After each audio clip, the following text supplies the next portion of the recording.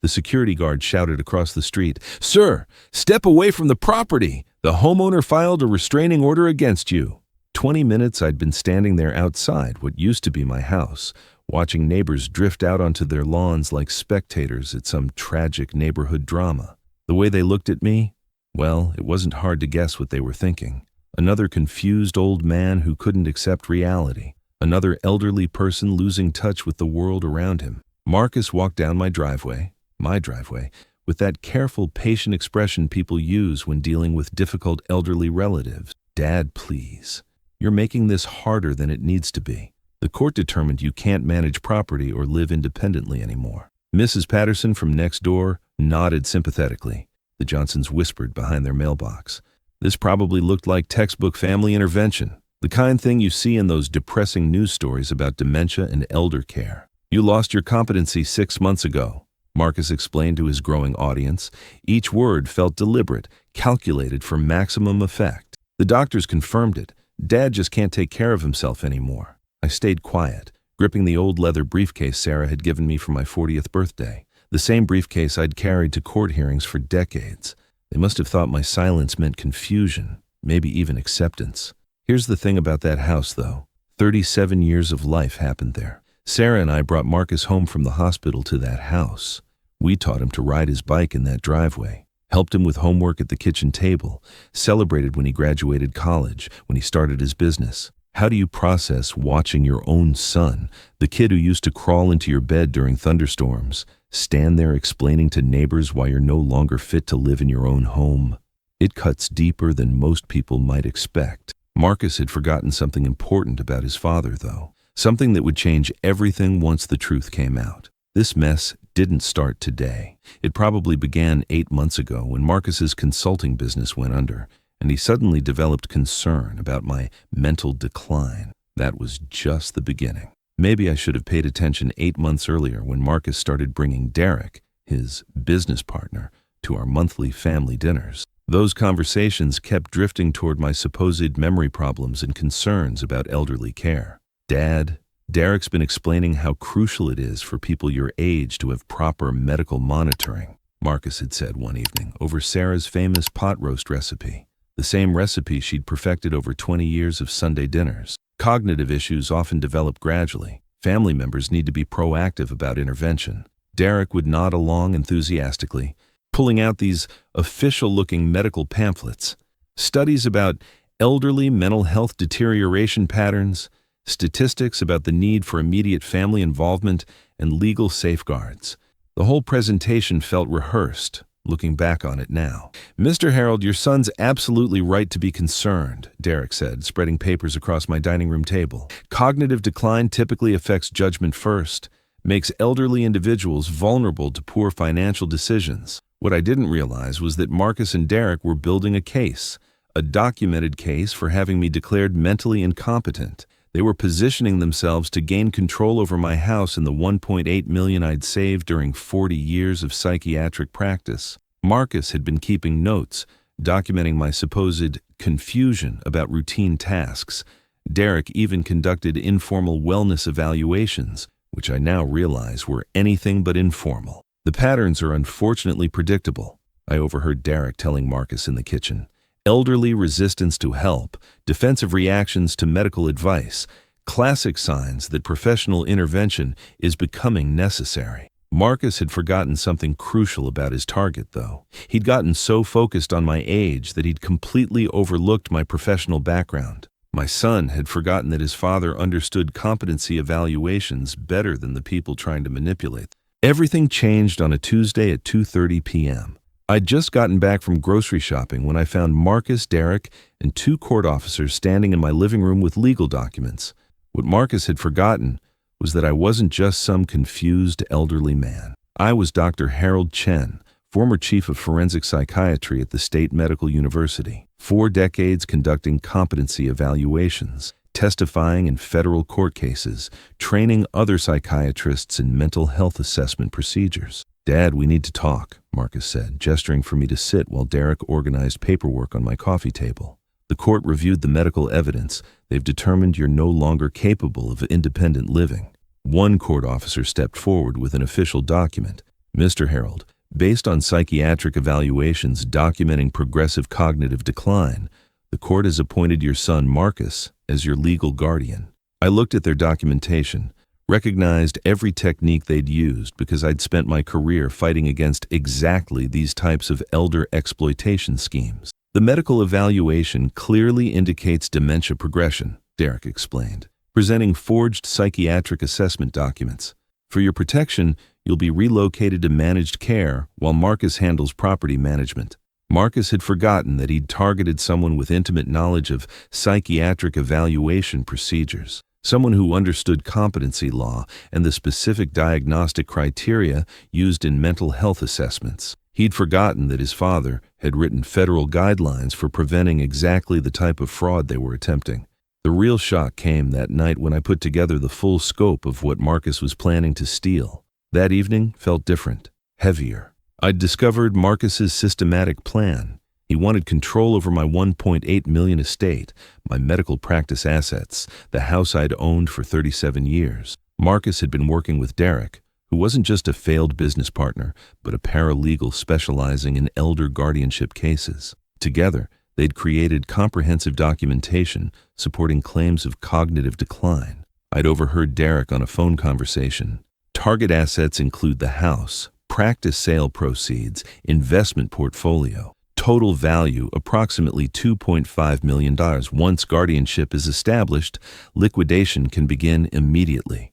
Marcus wasn't just planning financial control. He'd been researching assisted living facilities, specifically ones that housed elderly residents whose family members held comprehensive guardianship authority. The psychiatric evaluation documentation is comprehensive. Derek had written in an email I discovered. Witness statements, medical opinions, behavioral documentation. Court should approve emergency guardianship without complications. The scope of betrayal was staggering. Marcus wasn't just planning to steal my assets. He wanted to institutionalize me while liquidating everything Sarah and I had built during 4 decades of medical practice. What Marcus had forgotten was crucial. He'd gotten so focused on my apparent vulnerability that he'd overlooked the fact that I'd spent my entire career understanding competency law better than the people trying to exploit it. He really had no idea who he was dealing with. Marcus made his critical mistake when he submitted psychiatric evaluation reports claiming I'd been diagnosed with severe dementia. The documentation contained diagnostic errors and procedural violations that any qualified psychiatrist would spot immediately. This psychiatric assessment contains terminology that doesn't match current clinical standards, I realized while reviewing their forged documentation. The evaluation procedures described violate federal guidelines for competency assessments that I helped establish. Marcus had forgotten that I'd spent decades as a federal consultant specializing in competency evaluation procedures. I recognized every error in those fraudulent reports because I'd written the standards they'd failed to meet. The cognitive testing doesn't follow proper administration protocols, I discovered. Scoring interpretations are inconsistent with established diagnostic criteria. The conclusions don't match the reported test results. The level of medical fraud was remarkable. Marcus and Derek had created sophisticated documentation that would fool most courts, but they'd made critical errors that any experienced forensic psychiatrist would spot immediately. The evaluating psychiatrist listed doesn't exist in state medical licensing records, I confirmed. The medical license number belongs to a different doctor who practices pediatrics, not geriatric psychiatry. Marcus had left a trail of medical and legal fraud that any competent professional could trace directly to criminal charges. His desperation for money had led him to attempt competency fraud against someone whose entire career had been devoted to preventing these exact crimes. That mistake was going to cost him everything. I knew the trap was closing when I contacted Detective Williams from the Elder Abuse Division and Attorney Patricia from the State Attorney General's office. The investigation expanded rapidly once I'd reported systematic competency fraud.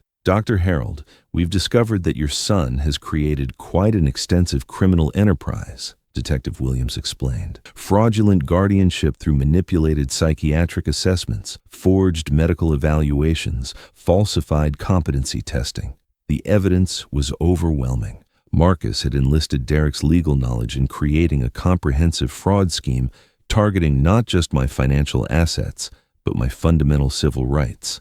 We've found correspondence between Marcus and assisted living facilities that specialize in housing elderly residents with court-appointed guardians, Attorney Patricia added. Appears to be systematic institutionalization while liquidating entire estates. I spread additional evidence across the conference table. Copies of Marcus's research into asset liquidation procedures, correspondence with facilities advertising secure care for legally incompetent elderly residents.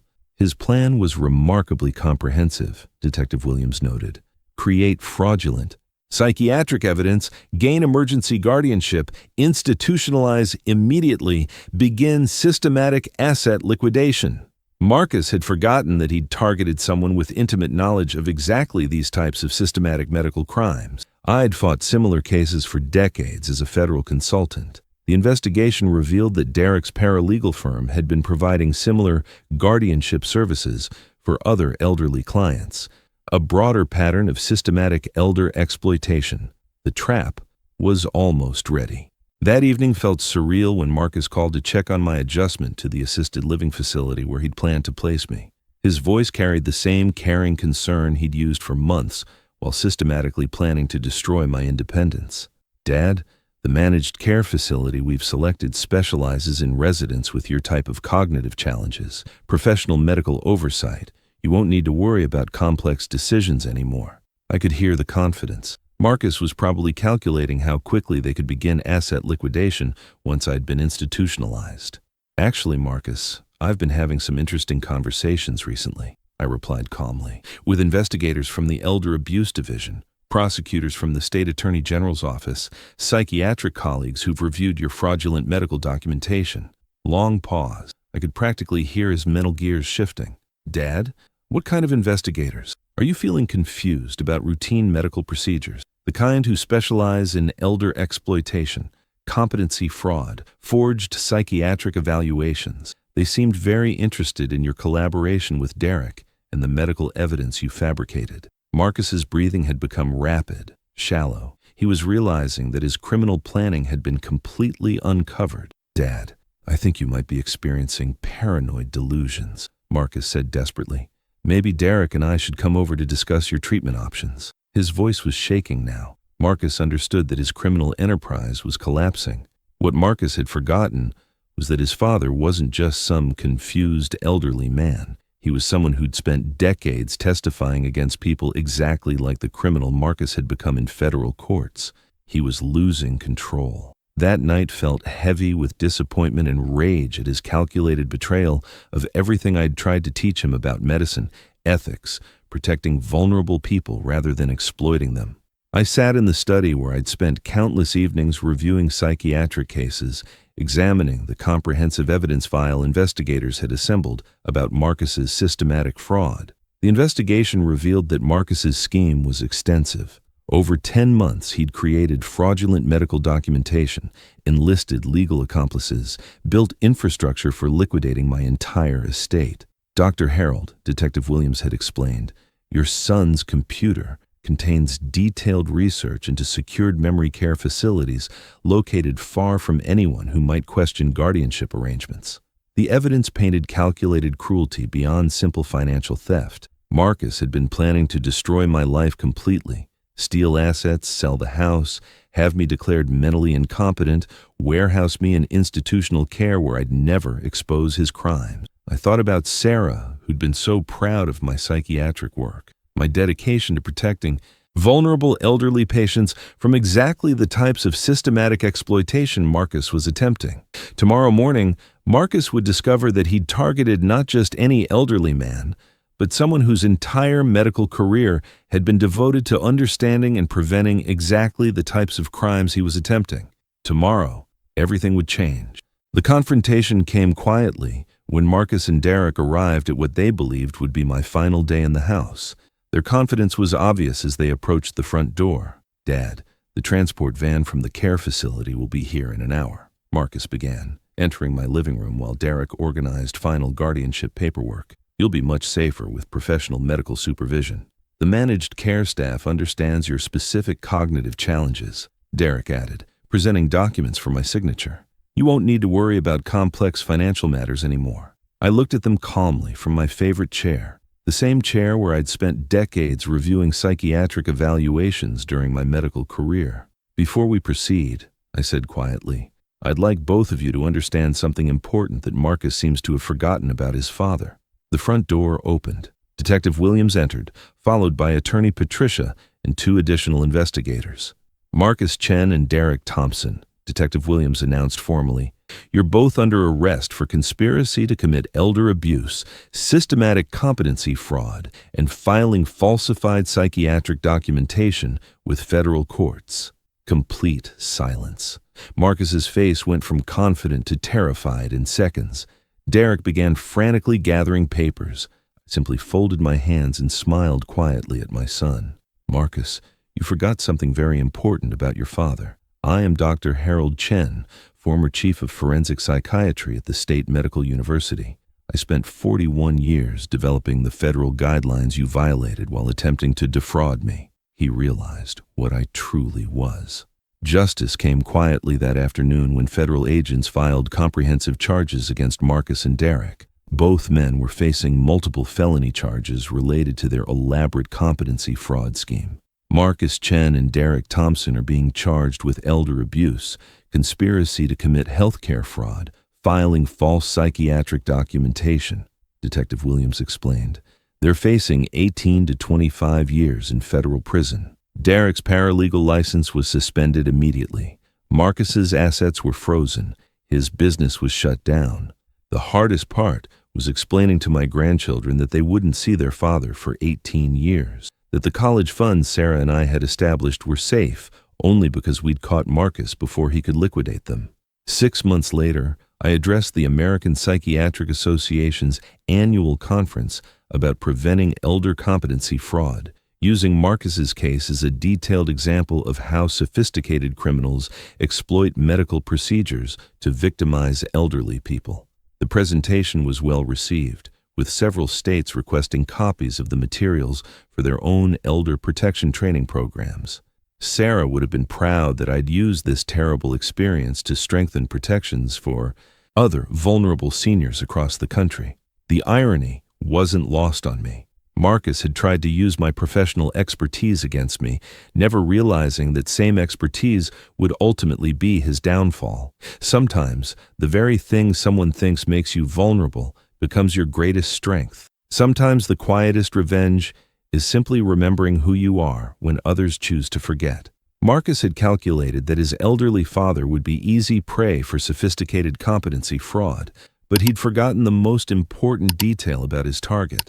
He'd forgotten that his father had spent 4 decades as a forensic psychiatrist, with extensive federal experience preventing exactly the types of crimes Marcus was attempting to commit. Marcus learned too late that medical expertise doesn't disappear with retirement. Some fathers carry decades of psychiatric knowledge that turn family betrayal into federal prison sentences. But justice stays silent.